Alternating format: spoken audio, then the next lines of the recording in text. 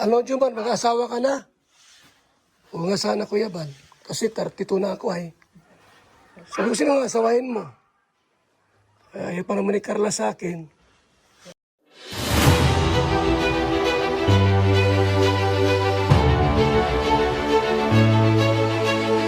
Okay guys, isa na muli mapagpalang umaga, tanghali, gabi po sa inyo lahat. Sana po ang lahat ay nasa mabuting kalagayan at ligtas po sa anumang kapahamakan. Saan man po kayo dako ng mundo naroon. Ako po muli ang inyong lingkod, Maestro 21 TV, at sa ating video ngayong araw na ito mga kalingap, tayo muli po ay magbibigay ng ating panibagong kuro-kuro, komento, opinion at reaction tungkol nga po dito sa naging content po ni Kuya Bal mga kalingap, na sinasabi po niya dito ay itong si Jomar, si Papa Joms daw po mga kalingap ay gusto nang mag-asawa.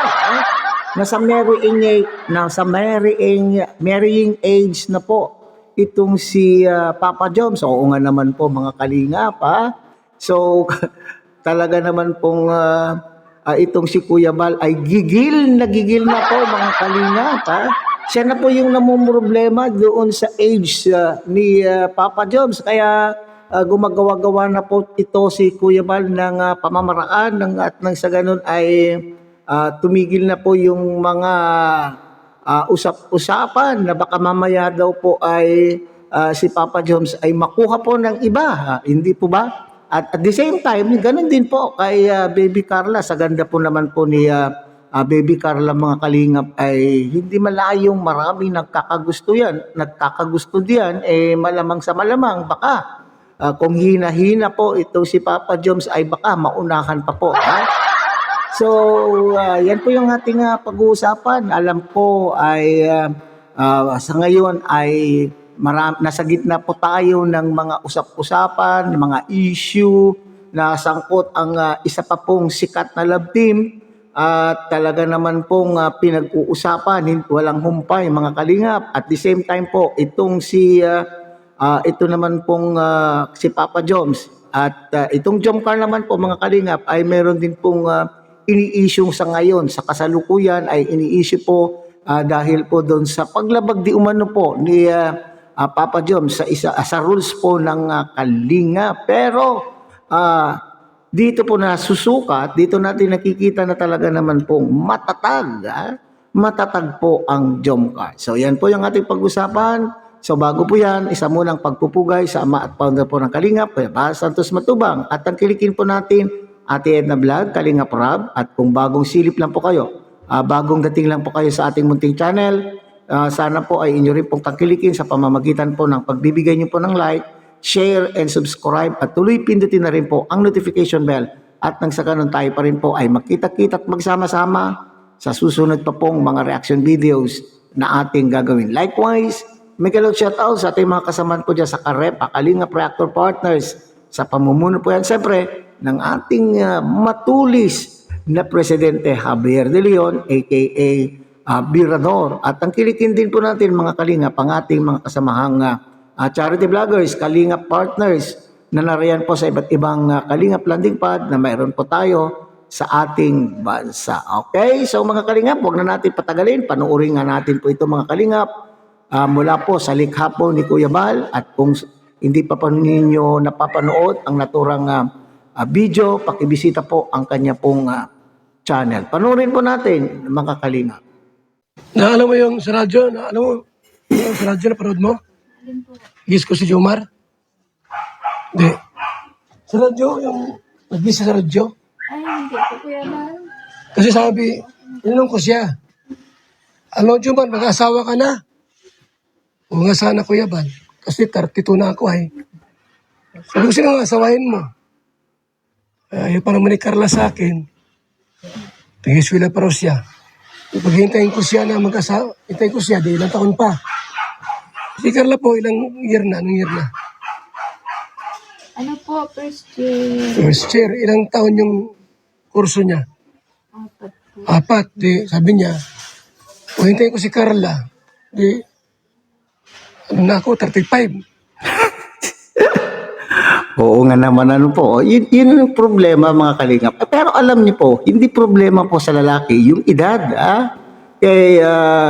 Sa ganung edad po, pero sa kanya po siguro mga kalingap, kay Papa Joms ay talaga naman pong marrying age na po yung nararamdaman na po mga kalingap na para bagang marami na pong naaaksayang panahon kung hihintayin pa niya po itong si Baby Carla. Pero sana lamang po talaga ay makapagtiis pa, makapaghintay pa po itong si Papa Joms. Kasi biruin mo no, 32, kung hindi 35. Iyon po siguro din po mga kalingap ang inaalala po ni Kuya Bal. Ako, pambihira talaga naman po itong si Kuya Bal. Hindi natin alam ito ay mga kalingap hindi natin alam kung itong sinasabi po ni Kuya Bal ay seryoso or pampagod vibes lang po sa ating mga Jom Carla supporters and viewers. Huwag natin pong masyadong seryosohin. Pero kung ito man po ay talagang mauuwi na talaga isang kasalan, walang problema. Marami sa inyong mga Jomcar viewers and supporters ang maliligayahan, di ba? Maraming masisiyahan. Okay. Tanda na. Gusto nga ni Jomar mag-asawa.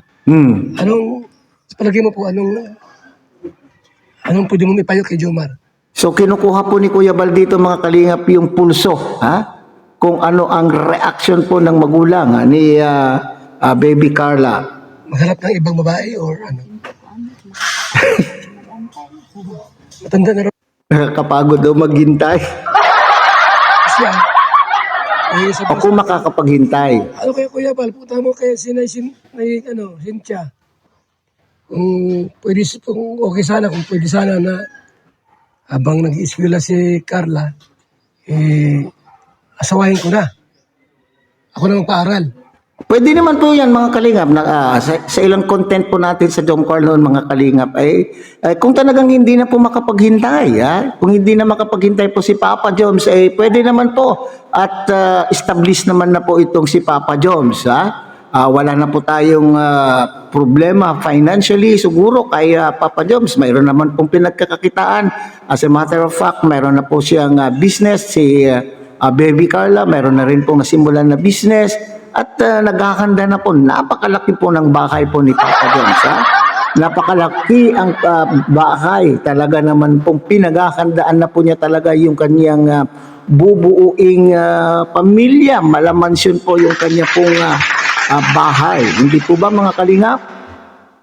Pwede naman po na siya na po ang magpaaral, pero sa isang magulang, sa isang magulang, maligaya po tayo. Tayong mga magulang, maligaya po tayo na makita naman po natin na ang ating anak ay makakatapos sa kanya pong pag-aaral. At the same time, makikita po natin na makakapaghanap buhay, dahil po sa kanya pong pinagpagurang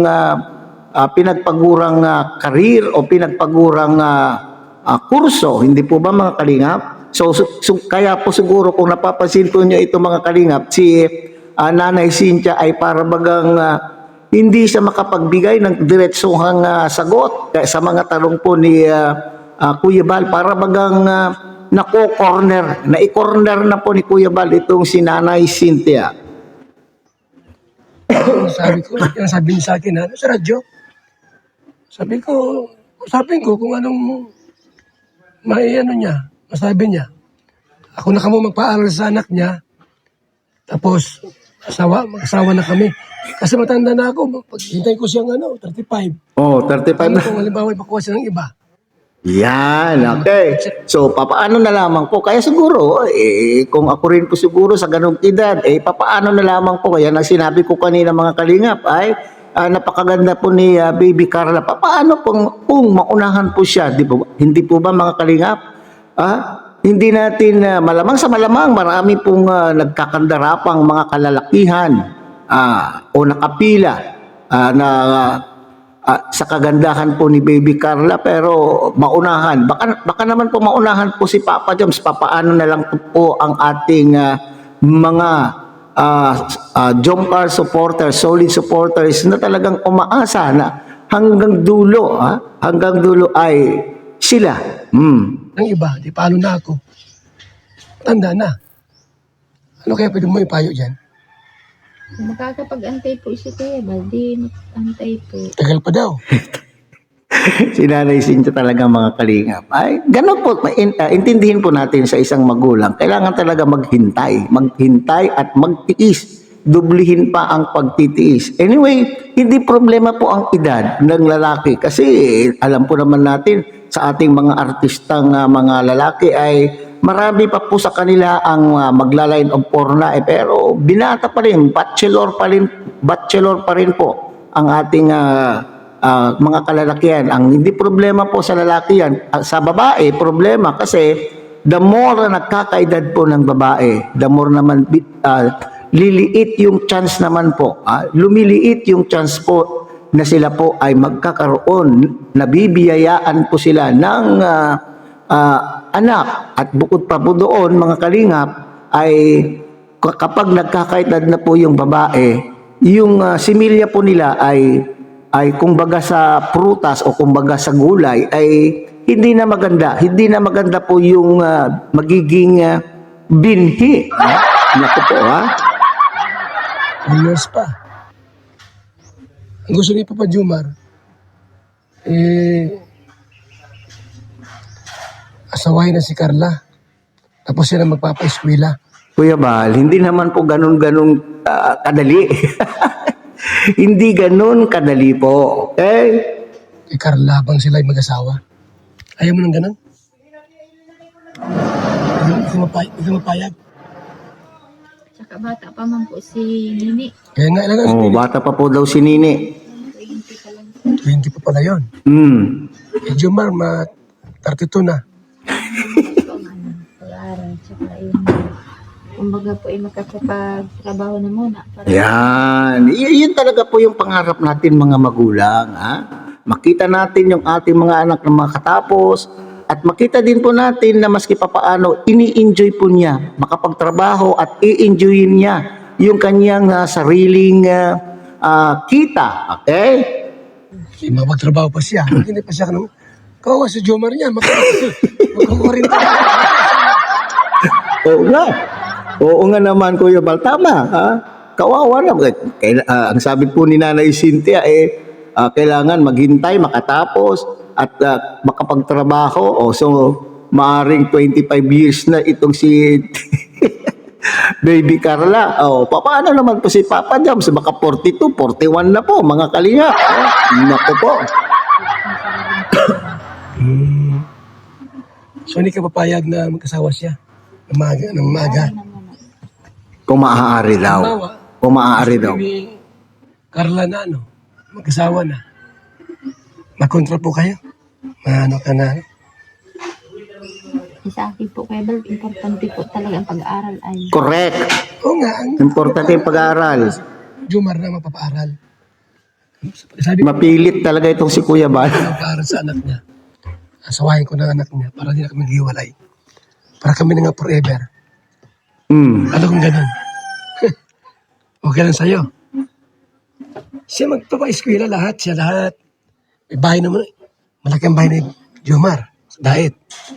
Parang mansyon. May pamilya naman po yung Kuya Bal, may mga magulang. Hindi. Wala na. May bahay sila. May lupa. Bahay sila sa Wala na. may bahay sa Kamso. Hindi mo na yung sa radyo? Ang sabi niya. Sige, kung gusto ni Cynthia na magpakasal na kami ni Carla, di asawahin ko na yan. Ako na magpapaaral sa kay Carla. Sabi nga nun. May bahay naman ako. Sabi niya ngayon. Di ako na magpaaral dyan. Habang nag-aaral siya. Kasawa na kami. Tanda na kasi ni Jomar. 32 na. Ikaw another 4 years. Wala na. 36 na si Jomar. Ayaw mo? Mapilit. Paano kung napunta si Carla sa ibang lalaki? Kasi hindi. Naman po siguro. Oh. Ikaw mapikot si Jomar ng ibang babae. Siyempre, naghahangad. Gusto na mag-asawa. Ikaw mapikot. Paano na? Po sila. Ha? Hindi po natin hawak ang ano po is. Yan, tama po. Kung yan po ang magiging kapalaran po nila, mapikot at hindi po sila magiging sila, eh di wala tayong magagawa. Tanggapin po natin. Hindi po ba mga kalingap? Ha? Pero pagka sinabi ni Carla sa'yo, Ma, magpakasalan kami ni Jomar. Ano, makontra ka hindi naman. Ay, okay lang po siya. Bahala po sila. Kapayag ka naman, ano.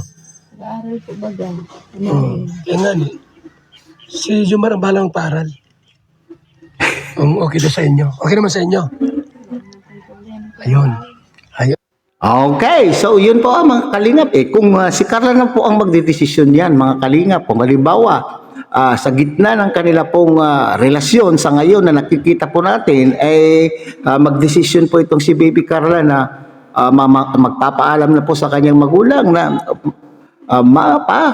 ay gusto ko na rin lumagay sa tahimik at huwag kayong mag-alala at ipagpapatuloy ko ang pag-aaral ko at yung pangarap po ninyo na ako'y makapagtapos ay pipilitin kong makapagtapos. Okay? So, ganun siguro kung ganun po ang magiging desisyon po ni Baby Carla ay walang magagawa po ng magulang, hindi po ba? Pero bagamat sinasabi po natin na masaya po tayong mga magulang na makita po natin ang ating mga anak na makakatapos sana po sila at makikita rin po natin na may makakahanap buhay din po sila pero wala tayong magagawa kung decision po. Yun po yung sinasabi po dito po ni Nanay Cynthia. Hindi naman po siya tututol, nasa kanilang dalawa na kung yun po ang magiging desisyon. Sana lamang po sila na.